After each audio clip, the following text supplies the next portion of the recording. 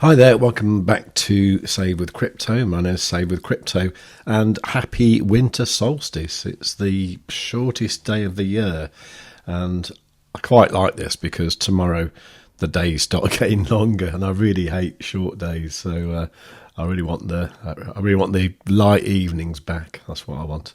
Anyway, I also thought, I was just looking at my videos recently, and they've all been a bit sort of red texty, a bit sort of like bearish. So I thought I'd make a positive one today. Well, reasonably positive anyway. So let's have a look at the Bitcoin price. Now, on Friday, I think it was, on the live stream, I started drawing these parallel channels in all over the place. And I think at the moment, that's kind of what it looks like we're in at the moment. We're in this, parallel channel coming down here. Now, we did sort of break out a little bit. It depends how you draw the thing, doesn't it? But, that's got kind of like a touch point there, and there. So that's valid, isn't it? I suppose, alternatively, if you wanted to just go on the candle bodies, I suppose you could say that it's more like that, maybe, in which case we might have actually broken out a little bit. But you never know if it's just a fake out like what happens here, do you? So let's put that back as it was for the moment. Let's have a look at some other things as well. So the current price now is 88,390. This is the ByBit inverse perpetual chart. And let's just check what it closed out on the CME on Friday. Okay, so this is the Chicago Mercantile Exchange Bitcoin futures chart. Now, as many of my regular viewers will know, I often talk about this because it closes on Friday night and then opens again Sunday evening. And generally that leaves a gap over the weekend, and during the following week or so, that gap tends to get filled in. Now, that did that rather spectacularly this last week, because the last weekend's gap was up here, and it looked like on the Monday that we almost filled it, but we didn't quite. It was a little bit off. It was about $15 off, I think it was. And then we got that spike up on Wednesday, just that crazy little spike up, and it came back down again. And that was enough to fill that gap there. So that one is now gone. We don't have to worry about that anymore. So what we're left with here is this price here at 87,895.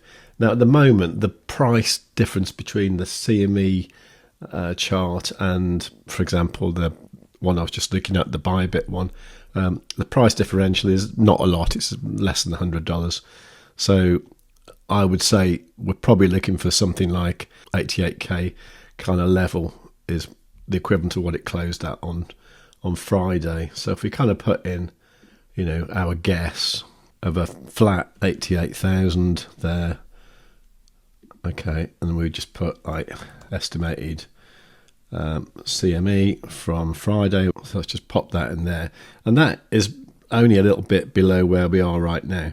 So it looks to me like it needs to come back a little bit.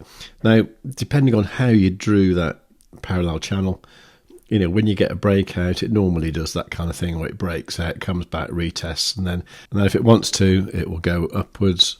Or, of course, it could just fake out like what it did there and then come back into the pattern. Now, if we pop on our indicator, Quadzilla, the interesting thing you can see here is it actually looks like the yellow 21 exponential moving average and the 55 exponential moving average, EMA, these are actually getting quite close. And you've even started to get that bit of green shading between the two EMAs. So it is quite feasible they could cross bullish sometime next week. If we drop down something like the 3-hour time frame, you can see that they are getting incredibly close. And I'm guessing the 2-hour time frame, they probably have crossed already.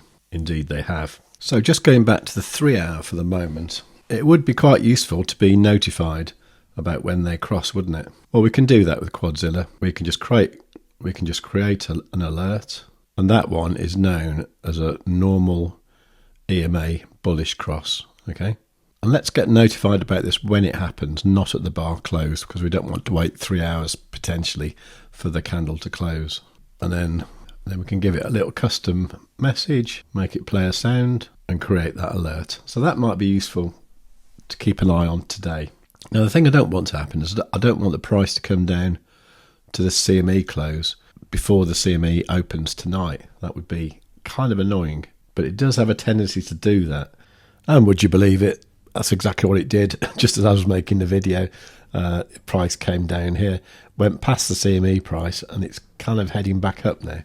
So that's a little bit annoying. That would have been really nice if that had happened at like midnight tonight, but it didn't. Okay, so what's next? Well, this is the 12-minute time frame, and what we've got down here, we've got this retracement level right down here at 85,596. It has also just drawn a bearish retracement level here, so it's quite likely that it won't actually bounce properly from here. It might actually come back down to here and possibly go lower, in which case it's probably not unreasonable to expect this kind of level down here.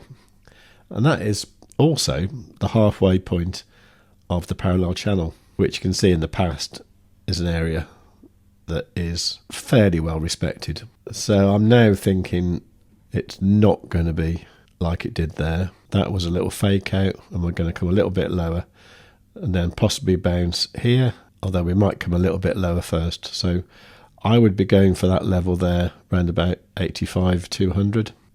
So if I had to predict something, which I'm not particularly going to because none of this is financial advice, I would say, look for longs in that area down there. But of course, if we go lower than this low here, then maybe expect a dump right down to the bottom of that channel there, which could be as low as about 82k. So although I wanted to make a positive video, don't be surprised if it dumps $5,000. Okay. In fact, if we zoom out a little bit, that wick there looks interesting at just over 80k, and we could probably still get there even with staying in that parallel channel. It's a bit hard to say at the moment, but I would suggest a bit of a pullback first before we go back up. Now, of course, all this negative price action could get easily negated if the trend changes, and the way we see that is by these yellow and green EMAs crossing over on the 3-hour time frame, which we've already got an alert set for. I think what also might be worth doing is setting one for the 2-hour time frame in case these cross bearish, so we can do that as well. So we just choose Quadzilla. We want the normal EMA bearish cross. Okay, give it a little message and an appropriate sound. Okay, so what am I doing today? Well, I'm not in a trade at the moment, but I shall be looking probably for longs in this area here. That's my plan. What's yours? Let me know in the comments down below. While you're down there, please do make sure that you are subscribed and you've got the notifications turned on. Any questions, leave a comment, and above all, tell your friends.